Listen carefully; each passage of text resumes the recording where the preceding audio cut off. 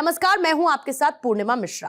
हमारे खास प्रोग्राम क्या कहते हैं नरेंद्र मोदी में आज आपको सुनवाएंगे पीएम मोदी का वो ऐतिहासिक भाषण जो उन्होंने 3 दिसंबर 2008 को गुजरात में दिया। मोदी जी ने अपने भाषण में कहा कि विकास की जो अवधारणाएं हैं उसमें अहम भूमिका ह्यूमन रिसोर्स डेवलपमेंट की होती है और जिस भी राष्ट्र के पास ह्यूमन रिसोर्स डेवलपमेंट के लिए परफेक्ट मैकेनिज्म होगा वो बहुत कुछ दे सकता है। मतलब विकास की जो अवधारणाएं हैं उसमें अहम भूमिका होती है ह्यूमन रिसोर्स डेवलपमेंट की। जिस भी राष्ट्र के पास ह्यूमन रिसोर्स डेवलपमेंट के लिए परफेक्ट मैकेनिज्म होगा, जितना समयानुकूल होगा, क्योंकि कभी कभी होता है क्या कि भाई काल बाह्य चीजें चलती हैं और काल बाह्य चीजें रुकावट पैदा करती हैं, विकास का तो सवाल ही नहीं उठता है।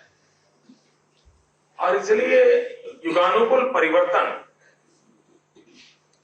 ये ह्यूमन रिसोर्स डेवलपमेंट में बहुत आवश्यक होता है। और इसलिए एक तो होता है मैकेनिज्म जो कि नॉलेज को ट्रांसफर करता रहे एक पीढ़ी से दूसरी पीढ़ी तक, और इसलिए उसके साथ सबसे महत्वपूर्ण बात होती है रिसर्च की। रिसर्च भी होती रहे, रिसर्च में भी ह्यूमन रिसोर्स डेवलपमेंट हो और रिसर्च करने के बाद ह्यूमन रिसोर्स डेवलपमेंट की और एक नई प्रक्रिया बनी जाए।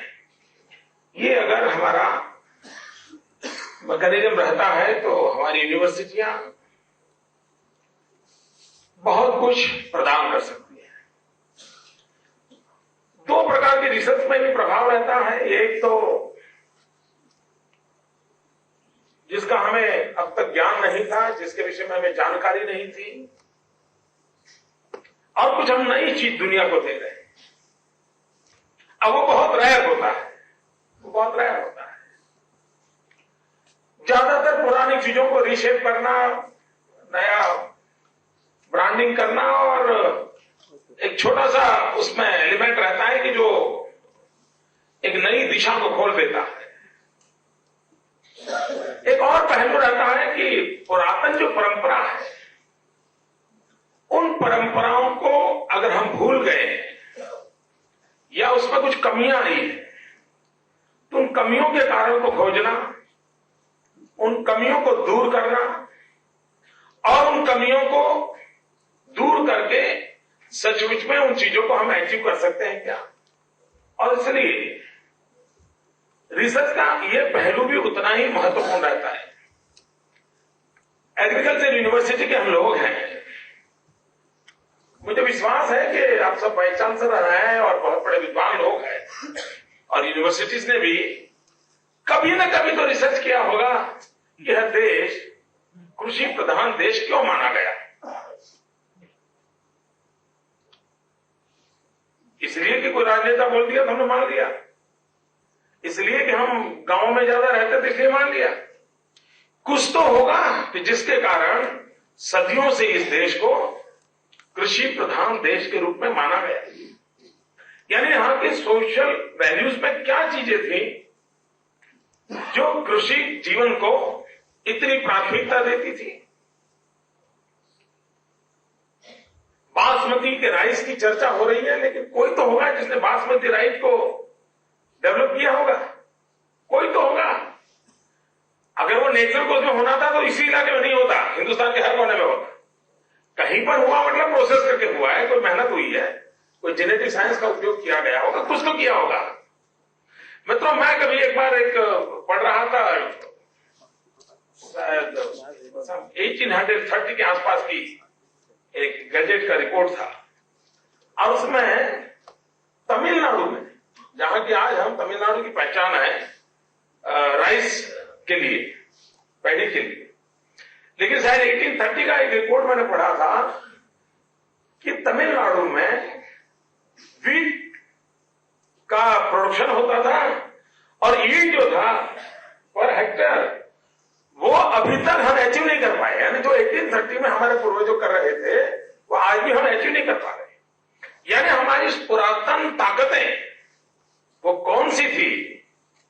मित्रों, क्लाइमेट के हम मुख्य विषय है आपका क्लाइमेट का।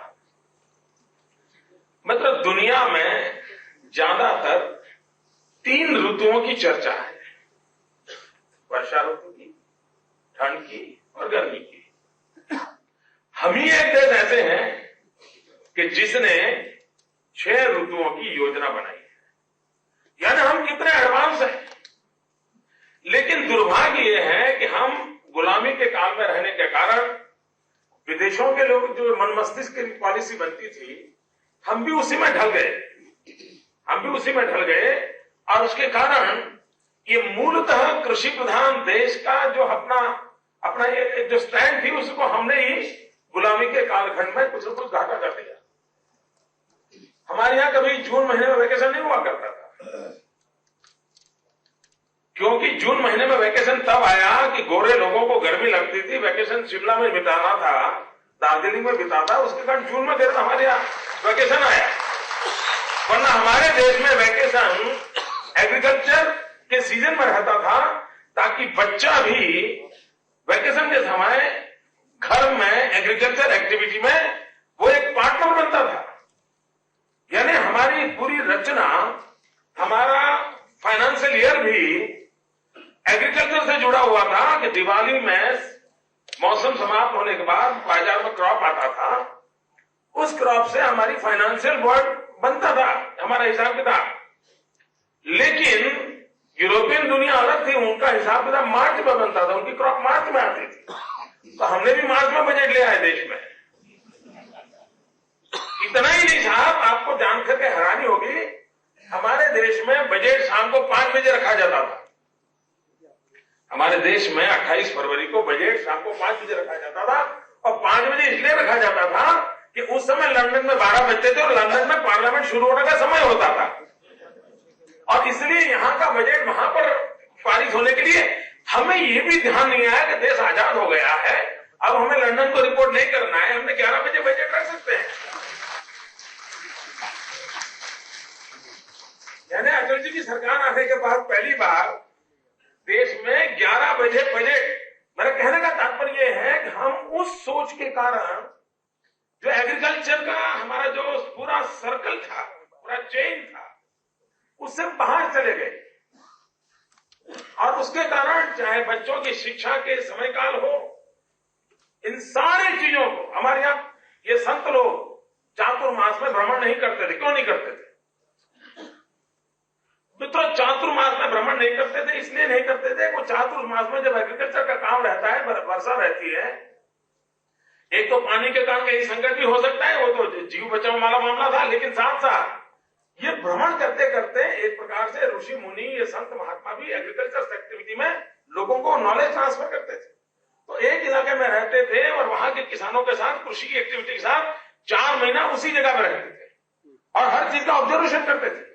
मित्रों, हमने अपने आप को जितना तोड़ा, जितना अपने आप को मरोड़ा, जितना अपने आप को हमने रूट से दूर कर दिया, उतनी मुसीबतों को हम भोगते चले आए हैं। और इसलिए इतने बड़े बड़े लोग यहां बैठे हैं, तो मैं प्रार्थना करूंगा कि कभी तो यह देश कृषि प्रधान देश के रूप में क्यों माना गया था, वो कौन से साइंटिफिक रीजंस थे, वो कौन सी परंपराएं थी, वो कौन से वैल्यूज थे। हमारी हर पीढ़ी को इससे हमें परिचित कराना पड़ेगा। कोई न कोई ऐसी व्यवस्थाओं को हमें विकसित करना होगा जो आगे चलकर को उसको अंदर एक विश्वास पैदा कर सकते हैं, अरे भाई ये हमारी विरासत थी, हम और आगे जा सकते हैं। मैंने पहले कहा, हम वो लोग हैं जिन्होंने 6 ऋतु के हिसाब से क्लाइमेटिक जोन हिंदुस्तान के बना करके हमारे यहां कौन सी फसल कहां होनी चाहिए, इसका बहुत बड़ा हमने वर्कआउट किया था। और हमारा पूरा इकोनॉमिक्स की मूल धारा एग्रीकल्चर रहती थी और हमारा इकोनॉमिक्स सोशियो इकोनॉमिक्स रहता था। आपको मैं उदाहरण देता हूं मित्रों, केरल सुपारी की पैदावार होती थी। अब मैं नहीं जानता हूं किसी एग्रीकल्चर यूनिवर्सिटी ने ये रिसर्च किया हो कि सुपारी में वो कौन से तत्व हैं जो मनुष्य को या किसी को उपयोगी हो सकते हैं। मैंने अभी तक पढ़ा, हो सकता है शायद मैंने नहीं पढ़ा। मैं मानता हूं एक अच्छा सा शेप वाला वो लकड़ी का टुकड़ा है सुपारी, उसमें कोई ऐसे कंटेंट्स नहीं है जो मेडिसिन में भी उपयोगी हो सकते हैं, जो बॉडी को भी, ऐसा मैंने अभी तक पढ़ा नहीं। अब मित्रों बताइए कि जो सुपारी पैदा करेगा तो खाएगा क्या? तो हमारे पूर्वजों का कृषि आधारित सोशल इकोनॉमिक्स कैसा था? उन्होंने सुपारी को पूजा में स्थान दे दिया। गणेश जी उपलब्ध नहीं तो सुपारी रखो, उसको गणेश ही मान लिया जाएगा। और मित्रों उन्होंने पूरे हिंदुस्तान में उसके लिए एक मार्केटिंग मैकेनिज्म दे दिया। और वो कारण था कि कश्मीर में भी आदमी को सुपारी की जरूरत पड़ती थी पूजा के लिए, और केरल में सुपारी पैदा करने वाला आदमी जो और फसल नहीं पैदा करता होगा उस जमाने में, उसकी जिंदगी को बचाया गया। यानी एग्रीकल्चर आधारित इकोनॉमिक्स की जब चर्चा होती है तब हमारे यहां किस प्रकार से सोचा जाता है, इसका ये जीता जागता उदाहरण है। क्या हम आज economics, budgets, government, agriculture universities, progressive farmers, research and scientist, क्या इन सब ने मिलजुल करके कोई इंटीग्रेटेड अप्रोच लेकर के इन संबंधों में आजादी के बाद कभी सोचा होगा? मतलब मैं जब प्लानिंग कमीशन में जाता हूं मैं कभी कभी हैरान हो जाता हूं कि इतना टुकड़ों में सोचा जाता है, इतना टुकड़ों में सोचा जाता है कि अल्टीमेटली हम परिणाम नहीं ला सकते। क्लाइमेट चेंज के विषय में भी मैं मानता हूं कि आज दुनिया में क्लाइमेट चेंज को लेकर के दो व्यू हैं, और बहुत ही स्ट्रांग दो व्यू हैं। एक है जो नोबेल प्राइज की धारा में चल रहे हैं, उनका कहना है कि ये चक्र इतना भयंकर है, इतनी बड़ी आपत्ति आने वाली है, समुद्री किनारे के सारे शहर डूब जाने वाले हैं, बर्फ पिघल जाने वाली है। एक उनके भी परफेक्ट लॉजिक है। और दूसरा ये कहता है कि सारी सृष्टि का ये चक्र चलता ही रहता है, कभी इस कोने में होता है तो कभी उस कोने में होता है, लेकिन होता जरूर है। ऐसा नहीं कि सब खत्म हो जाता है। यानी साइकिल चेंज की बात करते हैं, एरिया चेंज की बात करते हैं, ज्योग्राफिकल लोकेशन चेंज की बात करते हैं। कुछ लोग कहना है कि पूरे ब्रह्मांड को ये तकलीफ होने वाली, ये दो व्यू चल रहे हैं। और मैं मानता हूं दूसरे व्यू को भी कभी सुनना चाहिए, समझना चाहिए, ताकि हम घबरा न जाए, लोग डर न जाए। दूसरा विषय है मित्रों कि क्लाइमेट चेंज के रूट्स क्या है। मान लीजिए क्लाइमेट चेंज एक बहुत बड़ा संकट मानव जात को आया है, रूट्स क्या है? सबसे पहला रूट है भोगवादी संस्कृति। मित्रों आज जो पश्चिम की दुनिया कार्बन को लेकर के, क्लाइमेट चेंज को लेकर के सारी दुनिया पर हावी होने का प्रयास कर रही है, लेकिन इतिहास गवाह है कि जो लोग आज दुनिया को एनवायरमेंट सिखा रहे हैं, जो लोग आज दुनिया को एनवायरमेंट के महत्व को समझा रहे हैं, सबसे ज्यादा एनवायरमेंट का नुकसान करने वाली ये धारा है।